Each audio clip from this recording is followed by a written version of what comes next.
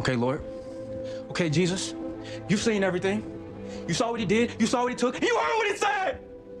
But I don't want to carry this anymore. I don't want to be better.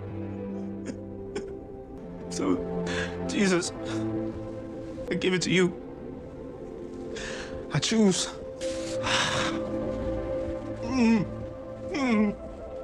I choose to forgive. I forgive my dad. I forgive him.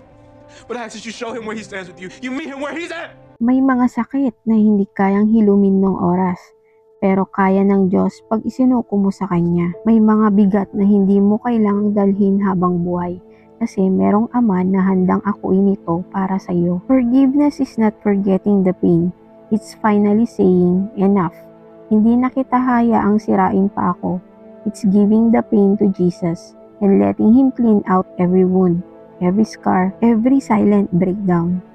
At sa gitna ng luha, doon mo mararamdaman ang tunay na kalayaan. Yung pagod na puso, biglang gumagaan. Yung galit na matagal nang tinik sa dibdib, unti-unting tinatanggal ng Diyos at pinapalitan ng kapayapaan. Let it go. Give it to Jesus.